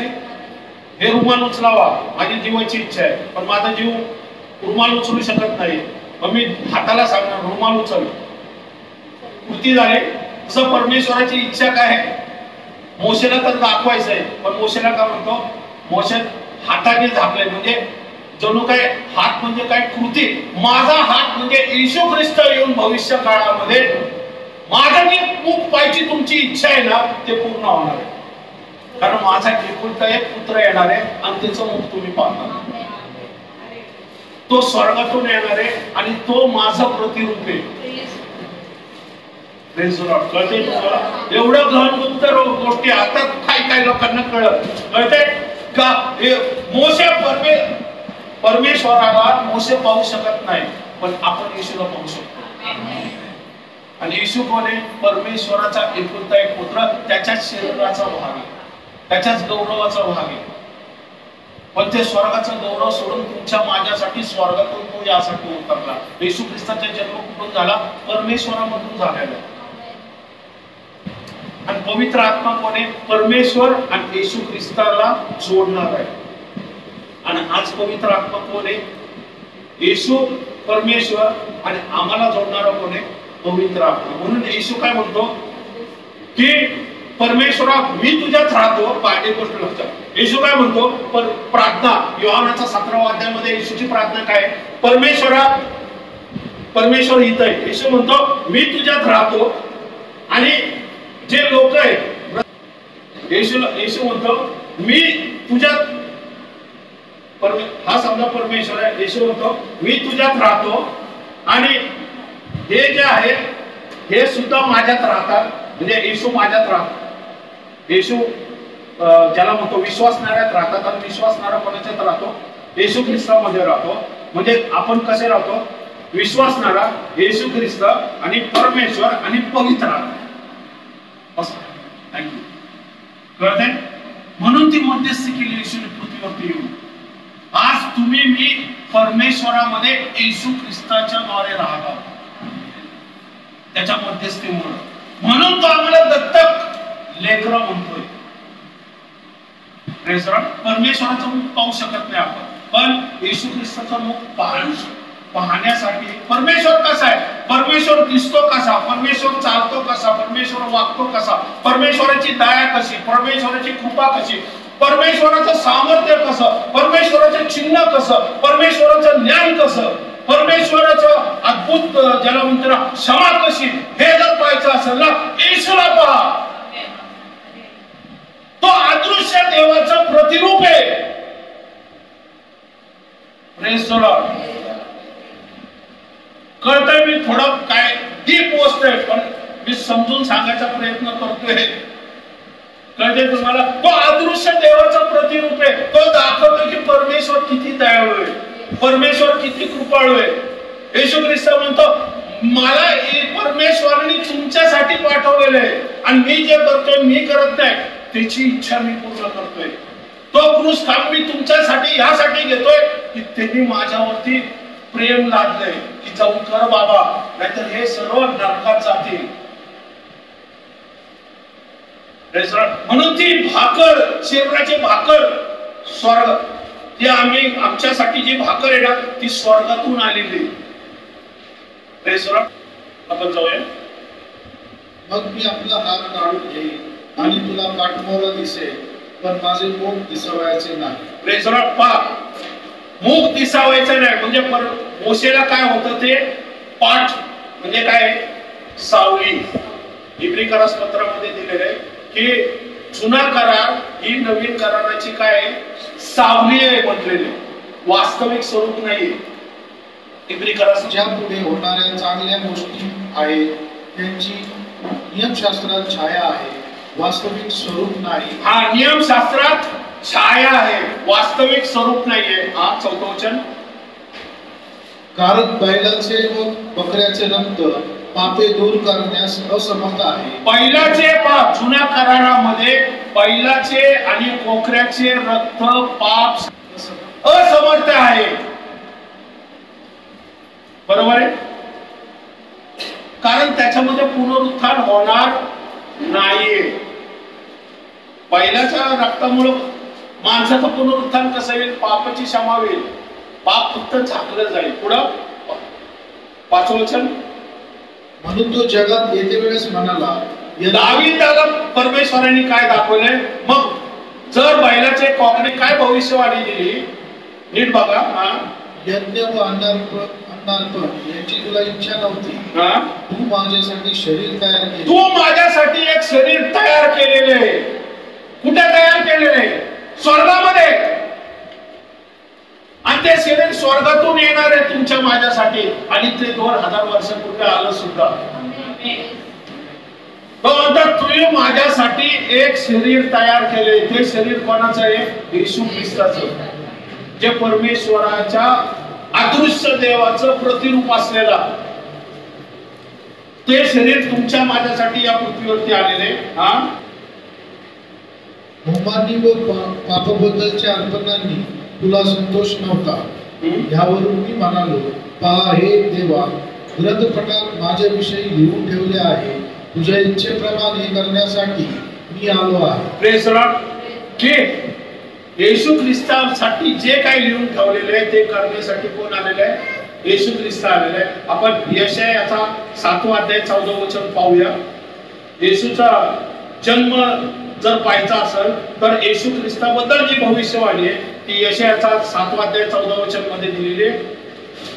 स्वतः तुम्हास चिन्ह देत आहे, पहा कुमारी गर्भवती होऊन पुत्र प्रसवेल व त्याचे नाव इम्मानुएल, आमच्या सन्निधीत देव असे ठेवेल. Praise the Lord. पहा, कुमारी गर्भवती होऊन पुत्र प्रसवेल. एक शरीर ठेवलं होतं अदृश्य देवाचं प्रतिरूप जे स्वर्गात ठेवलं होतं रेस्टॉरंट, आणि ते कोण आहे? कुमारी गर्भवती होऊन पुत्र प्रसवेल. कोण आहे ती? मरिया. पण ती कशी आहे? कुमारी. कुमारीचा अर्थ स्त्रियांना माहिती, स्त्रियांना माहिती. कुमारी याचा अर्थ काय होतो? कुमारी मूल प्रसून शकते का? नाही. सारा मूल प्रसून शकत होती? नव्हती, निर्जीव झालं होतं. अब्राहम मूल प्रसून शकत होता? नव्हतं, निर्जीव झालं होतं. का? 100 वर्ष झाले होते. वाचलं ना? ही निर्जीव शरीर झालं होतं ना. सारा मूल जन्म देऊ शकत होती, साराचं उदर मूल जन्म देऊ शकत नव्हतं ना. अब्राहम सुद्धा मूल जन्म देऊ शकत होता. पण त्यांनी परमेश्वरावरती विश्वास ठेवला आणि इसाकाचा जन्म झाला. तशीच ही जी कुमारी होती ना, तिच्या उदरी येशू ख्रिस्त का आला? वचन सांगते इमॅन्युअल. इमॅन्युअलचा अर्थ काय आहे? आम्हा बरोबर देव. Praise the Lord. जो अदृश्य देव आहे, जो भस्म करणारा देव आहे, ज्या देवाला तुम्ही पाहू शकत नाही ना, तोच देव पुत्राच्या रूपात आता कुमारीमध्ये जन्म घेतोय आणि तुम्हाला मला दिसणार आहे. जो त्यावेळेस त्यांनी पाहिलाय. त्यांनी येशू ख्रिस्तामध्ये काय पाहिलं? देवाचं प्रतिरूप पाहिलं. भस्म करणारा देव त्यांनी प्रत्यक्ष पाहिला. त्यांनी त्याला चाचपडलं, त्यांनी त्याला डोळ्यांनी पाहिलं, त्यांनी त्याच्या गौरवाचं काय केलं? अनुभव घेतलेला आहे. परमेश्वराचं सामर्थ्य बघायचं असेल तर येशू ख्रिस्ताकडे बघा. म्हणून येशू ख्रिस्त वचन सांगते मनुष्य जरी होता तरी तो देवाचं प्रतिरूप होता, तो देव होता. देवाचा गौरव सोडून तो पृथ्वीवरती का आला मानवाच्या मध्ये? तुमच्या माझ्या मध्यस्थीसाठी. एवढा डीप आहे. तो उत्पत्तीत ज्येष्ठ का बनवला त्याला? परमेश्वराने उत्पत्तीत येशूला ज्येष्ठ का, येशूचा जन्म का दिला त्याला माहिती का? की तिने पुढे जाऊन क्रूस खाऊन घ्यावा. तुमचा माझा अजून जन्म पण झाला नाही तर येशूचा जन्म झाला. कशाला? की पुढे होणारी संततीचा क्रूस खाऊन तिने घ्यावं. मला माहित नाही मग मी जे बोलतोय तुम्हाला कळतंय का नाही? पृथ्वी तलावरती सृष्टीमध्ये कोणीच नाहीये, फक्त परमेश्वर आहे. आपल्या पुत्राला त्यांनी का जन्म दिला? की पुढे जाऊन ह्या पुत्राने क्रूस खाऊन घ्यावा आणि पाप जे पाप करणारा आदाम आहे त्या सगळ्यांना सोडून स्वर्गामध्ये स्वर्गीय स्थानामध्ये घेऊन यावं. ही देवाची उत्पत्तीच्या वेळेसची योजना आहे. आणि तुमची माझी सुद्धा उत्पत्तीच्या आधी हीच इच्छा आहे की लोकांनी काय करावं? ह्याचा जन्म झाल्यावरती हिने येशू ख्रिस्ताचा स्वीकार करावा आणि माझ्या राज्यामध्ये यावं. कळते तुम्हाला काय म्हणायचं? ते इथं म्हणताय की कुमारी प्रसूती झाली. ओके, पुढे बघा. झाला आणि त्याने आम्हामध्ये वस्ती केली आणि आम्ही त्याचे गौरव पाहिले. ते पित्यापासून आलेले आहे. एकाचे गौरव असावे असे अनुग्रह व सत्य यांनी परिपूर्ण होते. ओके, वचन सांगते की शब्द म्हणजे येशू ख्रिस्त काय झाला? देही झाला. देही झाला म्हणजे मनुष्यामध्ये त्याचा जन्म झाला. मनुष्य म्हणजे कुमारिकेच्या उदरी त्याचा जन्म झाला. म्हणजे आमच्यामध्ये कोण आलाय? मनुष्यामध्ये देव आला. इमॅन्युअल. पण हा जो शब्द आहे, जो देह झालेला आहे, हा कुमारी मातेच्या उदरी म्हणजे कुमारीमधून जन्म झालाय का त्याचा? झालाय. पण ती त्याची आई आहे का? वरती काय दिलेले? योहान 1:1 मध्ये प्रारंभी शब्द होता. हा, नीट बघा. इथं खाली वरती काय, खाली काय दिले? शब्द देही झाला. बरोबर आहे? शब्द कोण आहे? देही झाला. पण तो वरती शब्द कोण आहे? प्रारंभी शब्द होता. जो प्रारंभी शब्द होता तो आता देहामध्ये त्यांनी जन्म घेतला. पण प्रारंभी म्हणजे कुठल्या प्रारंभी? प्रारंभी म्हणजे कुठल्या प्रारंभी? कळा?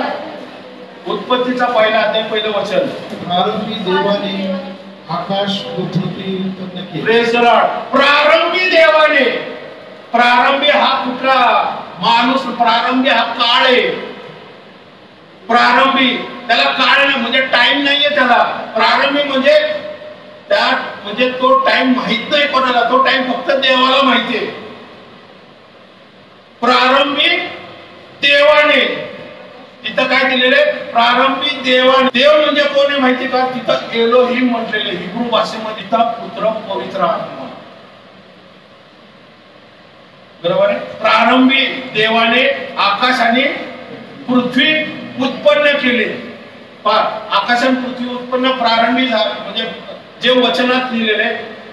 ऍक्च्युली आकाश आणि पृथ्वी तिसऱ्या वचनापासून सुरू झालेली, पण वरती काय दिलेले, आकाश आणि पृथ्वी उत्पन्न केली. याचा अर्थ काय होतो माहिती का, जी आकाश आणि पृथ्वी उत्पन्न केली ती देवाने, म्हणजे पिता पुत्र परमेश्वर म्हणून ते पहिलं वचन आहे. ऍक्च्युली उत्पत्ती ही तिसऱ्या वचनापासून सुरू झाली, की परमेश्वराने पहिल्या दिवशी प्रकाश केला, नंतर दुसऱ्या दिवशी ते उत्पत्तीचा आहे ना 6 दिवस. पहिल्या वचनामध्ये हे दिलेले की देवाने आकाश आणि पृथ्वी उत्पन्न केली. म्हणजे याचा अर्थ जो आकाश उत्पन्न पृथ्वीचा निर्माण करता कोण आहे, देव. देव म्हणजे कोण आहे, शब्द, पिता पुत्र पवित्र आत्मा. आणि तो पिता पुत्र पवित्र आत्मा मधला जो शब्द आहे, तो शब्द देही झाला. आकाश पृथ्वी निर्माण करणं ज्यांनी केलेलं आहे, त्याच्या आधी जो होता परमेश्वर, पिता पुत्र पवित्र आत्मा, तो शब्द जो यहोवाचा शब्द होता, प्रारंभी शब्द देवासभा, तो शब्द 14व्या वचनामध्ये सांगितलं, त्या शब्दाने देह धारण केला.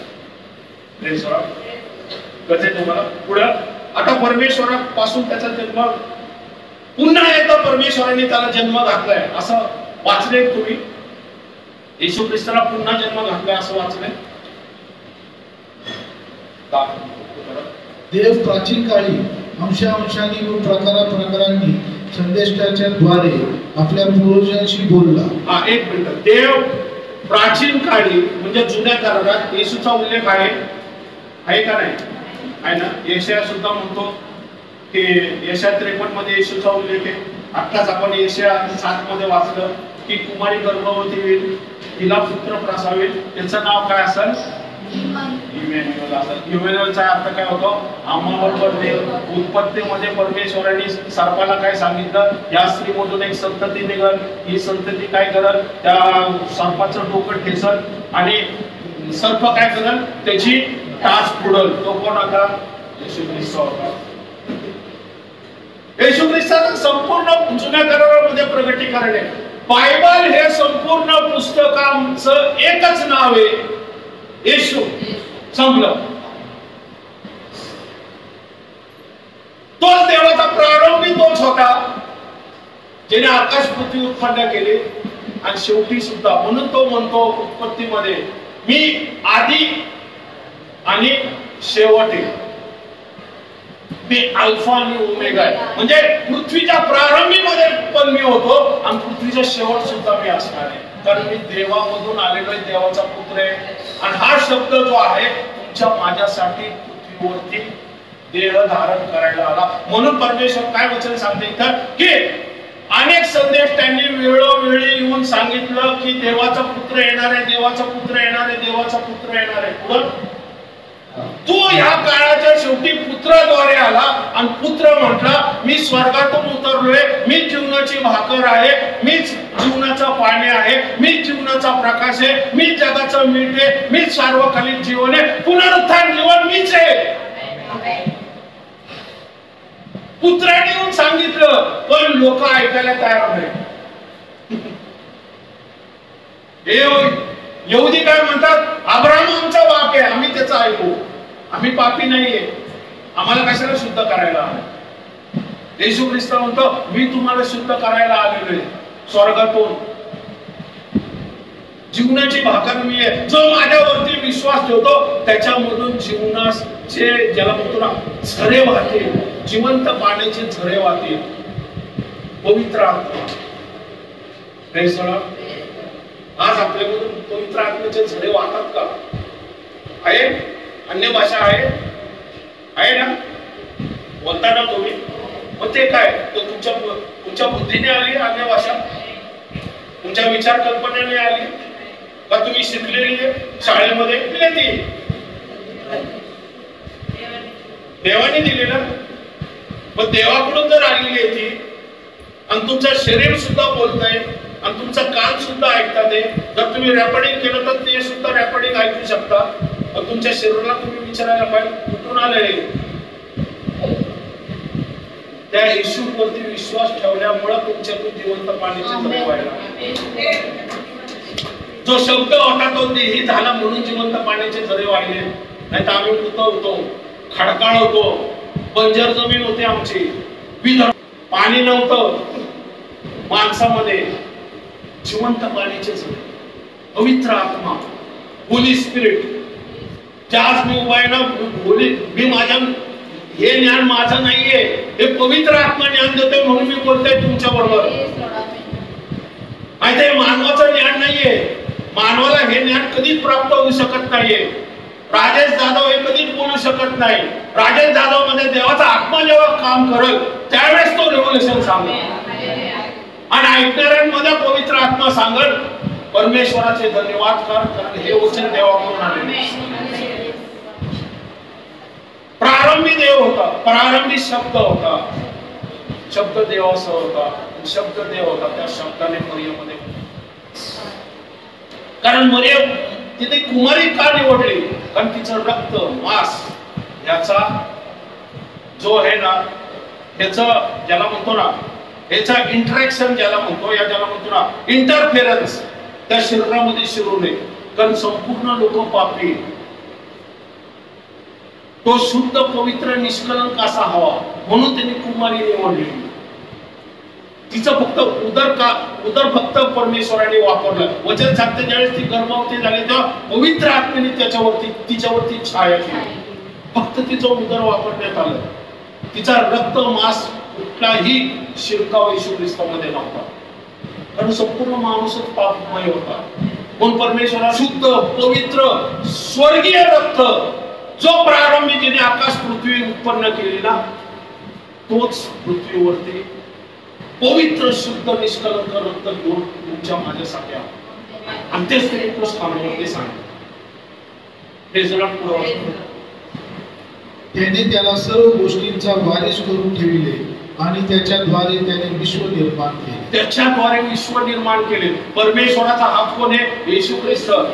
परमेश्वराने येशू ख्रिस्ताद्वारे विश्व निर्माण केले. पुढं हा त्याच्या गौरवाचे तेज व त्याच्या तत्वाचे प्रतिरूप असून आपल्या सामर्थ्याच्या शब्दाने तो गौरवाचं तेज, परमेश्वराचा गौरव जर पाहायचा असेल, त्या परमेश्वराचं तेज पाहायचं असेल तर कोणाला पाहायचं? येशू ख्रिस्ताला पाहायचं. कारण आम्ही परमेश्वराला पाहू शकत नाही. तो भस्म करणारा आत्मा. आपण प्रगट करण्याच्या 4थ्या अध्यायामध्ये काल बघितलं ना, परमेश्वर दिसत नाही. सारदेश आणि त्याला म्हणतो ना पाचू सारख्या आच्छादनाने तो गौरवामध्ये तिने स्वतःला वेष्टन केलं, पण तो दिसू शकत नाही माणसाला. मोशेला काय म्हणतो? जो मनुष्य मला पाहिल तो काय होईल? भस्म होईल. म्हणून तो स्वतःला आच्छादन करून घेतले नाही त्याने. पण एक लक्षात ठेवा, ज्या वेळेस नवीन आकाश नवीन पृथ्वी होईल ना, त्यावेळेस आम्ही ज्यावेळेस गौरवरित्या गौरव देहाने त्यावेळेस नवीन आकाश नवीन पृथ्वीमध्ये राज्य करू ना, त्यावेळेस प्रत्येक व्यक्ती परमेश्वराचा मुख पाहू शकेल. कारण आमचं स्टँडर्ड सुद्धा तेवढं हाय आहे. येशू एकच आहे जो परमेश्वराच्या उपराशी टेकलेला आहे. माहितीये तो कधीच पाहिले नाही. देवाला कोणी कधीच पाहिलं नाहीये. योहान 1:18 वचन. जो एकुलता एक जन्मलेला म्हणजे कोण? येशू ख्रिस्त. देव पित्याच्या उराशी असतो. देव पित्याच्या उराशी असतो. त्यांनी त्याला प्रगट केले. कुठं प्रगट केलं? तुमच्या माझ्यामध्ये. आता परमेश्वराने आता येशू ख्रिस्ताबद्दल अजून एक रहस्य मी तुम्हाला सांगतो आणि मग आपण हे सेशन संपवूया. आत्ताच आपण पाहिलं होतं इब्रिकारास पत्र, याचा इब्रिकारास पत्र पहिला अध्याय. ज्या मानाने त्याला वारशाने देवदूतांपेक्षा श्रेष्ठ नाव मिळाले. एक मिनिट. ज्या मानाने त्याला देवदूतापेक्षा श्रेष्ठ नाव मिळालं. कोणाला? येशू ख्रिस्ताला. का मिळालं श्रेष्ठ नाव? सांगतो. ओके. त्या मानाने तो त्यांच्यापेक्षा अधिक श्रेष्ठ आहे. तो त्यांच्यापेक्षा अधिक श्रेष्ठ आहे. कोणापेक्षा? मनुष्यापेक्षा अधिक श्रेष्ठ आहे. देवदूतांपेक्षा अधिक श्रेष्ठ आहे. अधोलोकातल्या असलेल्या प्रत्येक व्यक्तीपासून अधिक श्रेष्ठ आहे, सृष्टीमध्ये असलेल्या सर्वात पेक्षा अधिक श्रेष्ठ आहे. हा जो शब्द होता पूर्वी, ज्याने आकाश पृथ्वी निर्माण केली, ज्यावेळेस तो पृथ्वीवरती आला त्यावेळेस त्या शब्दाने सुद्धा आज्ञा पालन करून क्रूस खांबावरची मरण सहन केलं, म्हणून त्याला श्रेष्ठ हे पद दिलेलं आहे. तो देवाचा पुत्र आहे म्हणून त्याला श्रेष्ठ पद मिळालेलं नाहीये. मुख्यमंत्र्याचा मुलगा मुख्यमंत्री होऊ शकतो जगात, पण देवाचा पुत्र श्रेष्ठ पद देण्यासाठी त्याला तो क्रूस खांब घ्यावा लागतो. त्यावेळेस देव त्याला श्रेष्ठ म्हणतो, कारण ती आज्ञा पालन आहे. कारण एकुलता एका पुत्राचाच रक्त जायचं होतं तिथं. आणि तिने कसं घेतलं ते, त्याला फटके मारण्यात आले. एक गोष्ट लक्षात ठेवा, ज्यावेळेस रोमन सोल्जर असायचे ना, ते ज्यावेळेस चाबूक मारायचे, हुक असायचे हुक, आणि ज्यावेळेस ते हुक शरीरात रुतायचे ना, आणि हुक रुतून ज्यावेळेस तो चाबूक परत ओढायचे ना, मांस उडून काढायचे. पॅशन ऑफ क्राइस्ट बघा, मग तुम्हाला कळत ते सहन केलंय तिने तुमच्या माझ्यासाठी. त्या जागी तुम्ही मी पाहिजे ते तिने घेतली जागा. 39 फटके उन्हामध्ये क्रॉस घेऊन गेला, त्याच्यावरती थुकले, त्याच्या तोंडावरती मुक्क्या मारल्या. अरे तो देवाचा पुत्र आहे, तरी त्यांनी छळ सहन केला. त्यांनी न्यायस्थानासमोर तो उभा राहिला, त्याला दोषी ठरवण्यात आलं, पिलातासमोर नेण्यात आलं. पिलाताने त्याला म्हटलं क्रूस खांबावरती खेळा. ते तुमचं माझं मरण होतं ते त्यांनी घेतलं. तो क्रूस खांब कोणाचा होता ही पुष्कळ वेळानं सांगितलं. ते 3 क्रूस खांब कोणाचे होते, मधला क्रूस खांब कोणाचा होता हे ऑलरेडी तुम्हाला सांगितलं. बघू आठवतंय का तुम्हाला? मधला क्रूस खांब कोणाचा होता? 2, एक पहिल्या चोराचा, एक दुसऱ्या चोराचा होता. मधला क्रूस खांब कोणाचा होता? कोणाचा होता? बराब्बाचा होता. कोण म्हटलं बराब्बा? बराब्बाचा होता, बरोबर आहे. पण तो कोणी घेतला? येशू ख्रिस्ताने घेतला. का? कारण बराब्बाची जागी येशू ख्रिस्ताने घेतली. पण मी तर असं ऐकलं की तो क्रूस खांब आमच्यासाठी घेण्यात आला, बरोबर आहे ना? मग आम्ही कोण आहे? आम्ही बराब्बाच आहे ना? यस, आपण बराब्बाच आहे. Praise the Lord. आमची जागा त्याने घेतलेली. Praise the Lord. देवाचा पुत्र या पृथ्वी तलावरती आला आणि बराब्बाची जागा म्हणजे जो आदाम आहे त्या आदामाची जागा त्याने घेतली. बराब्बा म्हणजे कोण आहे? आदाम, जिने पाप केलेले आहे तो, त्याची संतती आहे बराब्बा. देवाचा पुत्र मनुष्य बनून आला. देवाच्या पुत्राने मानव पुत्राला बाजू करून स्वतः खेळला क्रूसखांबावरती आणि मानव पुत्राची मुक्तता केली. कळलं तुम्हाला? तो क्रूस खांब मानव पुत्राच्या जागी मानव पुत्राला काढून स्वर्गीय पुत्राची कटला आणि तो मरण पावला. आणि त्याचा शुद्ध पवित्र रक्त तुमच्या माझ्या सुटकेसाठी कारणीभूत झाले. पुढे वाचूया. मानाने त्याला वारशाने देवदूतांपेक्षा श्रेष्ठ नाम मिळाले आहे, त्या मानाने तो त्यांच्यापेक्षा अधिक श्रेष्ठ आहे. तो त्यांच्यापेक्षा अधिक श्रेष्ठ आहे. हा पुढं. कारण त्याने कोणत्या देवदूताला कधी असे म्हटले? नीट लक्षात घ्या. आता संपूया. आता नीट लक्षात घ्यायचं. संपूया. आता त्याने कुठल्या देवदूताला असं म्हटलेलं आहे? हा, तू माझा पुत्र आहे, तू माझा पुत्र आहे, आज मी तुला जन्म दिला, आज मी तुला जन्म दिलेला आहे. मी त्याला पिता असा होईल. नीट लक्षात घ्या. कुठल्या देवदूताला म्हटलेलं आहे? नीट इथं बघा आता की तिने कुठल्या देवदूताला म्हटलेलं आहे की तू माझा कोण आहे? पुत्र आहे आणि आज मी तुला जन्म दिलेला आहे. हा पुढं. आज मी तुला जन्म दिला आहे आणि पुन्हा मी त्याला पिता असो, मी त्याला पुन्हा पिता असावी. आता नीट लक्षात घ्या. हे परमेश्वर म्हणतो आज मी तुला जन्म दिलेला आहे आणि पुन्हा पुन्हा मी तुझा पिता होईल. पुन्हा पिता होईल याचा अर्थ काय होतो? पुन्हा पिता होईल याचा अर्थ काय होतो? ह्याच्या आधी तो त्याचा पिता होताच, बरोबर आहे? कळतंय तुम्हाला?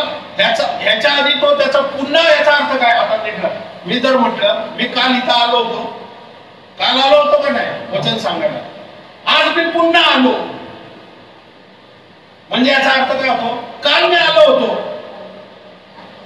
आहे का नाही? पुन्हा आपण कधी वापरतो? की परत आले होते. मग परमेश्वर काय म्हणतो? की मी तुला पुन्हा जन्म देते, आज मी तुला पुन्हा जन्म देते. कोणाला म्हणतोय? येशू ख्रिस्ताला.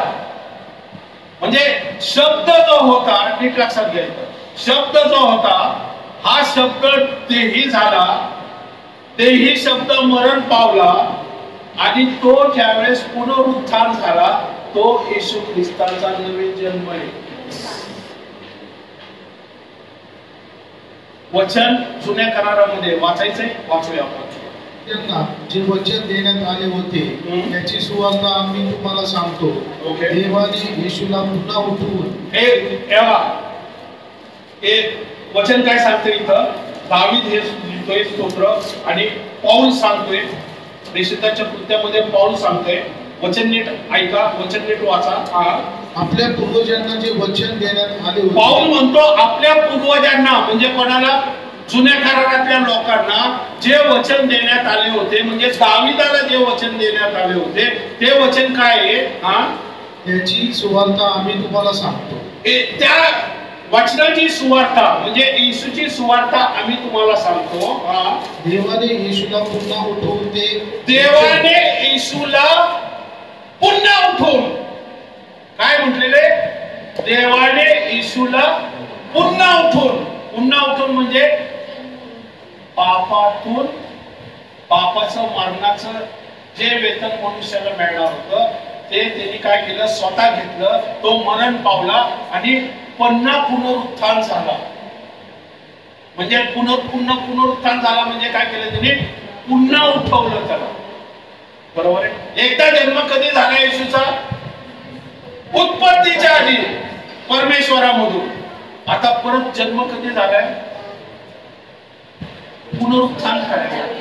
म्हणून परमेश्वर म्हणतो परत पुन्हा, आज तू माझा पुत्र आहेस. तेच पौल सांगतोय. कळतंय तुम्हाला? की परत तिने येशू ख्रिस्ताला काय केलं? पुत्र म्हणून स्वीकार केलं आणि स्वर्गीय स्थानामध्ये परमेश्वराच्या उजव्या हाती बसवलं. पुढे वाचा बघा. देवाने येशूला पुन्हा उठवून ते वचन तुमच्या आमच्या मुलाबाळांकरिता पूर्ण केले आहे. स्तोत्र. दुसरे ह्यातही असे लिहिले आहे की तू माझा पुत्र आहेस, आज मी तुला जन्म दिला आहे. Praise the Lord. कळते तुम्हाला? तू माझा पुत्र आहे, आज मी तुला जन्म दिलेला आहे. कोण म्हणते? परमेश्वर म्हणतोय. कधी? ज्यावेळेस येशू ख्रिस्त पुनरुत्थान झाले. म्हणजे येशूचा पुन्हा जन्म करावा ही कोणाची योजना होती? परमेश्वराची. पण त्याचा जन्म मरियमधून झाला नाही. त्याचा जन्म उत्पत्तीच्या आधी परमेश्वरामधून झाला. प्रारंभी शब्द होता, जो प्रारंभी उत्पत्तीच्या पहिल्या अध्यायाच्या पहिल्या वचनामध्ये होता. तो योहानाच्या पहिल्या अध्यायाच्या पहिल्या वचनामध्ये जो शब्द होता, शब्द देवाचा होता. पहिल्या वचनाच्या 14व्या वचनामध्ये वचन सांगते शब्द इमॅन्युअल म्हणजे कुमारी मरियेच्या पुत्री जन्म झाला, त्याला म्हणतात इमॅन्युअल म्हणजे तुमच्या माझ्यामध्ये देव राहण्यास आला. आणि तो तुमच्या माझ्यासाठी क्रूस खांबावरती मरण पावला आणि परमेश्वराने त्याला पुन्हा पुनरुत्थान करून पुन्हा जन्म दिला आणि आपल्या उजवीकडच्या सिंहासनाचं जे स्थान आहे ते त्याला देण्यात आलं. म्हणून तो परमेश्वराच्या उजव्या हातातलं 7 शिक्के घेण्याच्या योग्यतेचा आहे. हे प्रगटीकरण आहे. उजव्या हातातल्या शिक्का घेण्यासाठी 7 शिक्के घेण्यासाठी योग्य कोण आहे ते 1.5 तास मी तुम्हाला सांगतोय.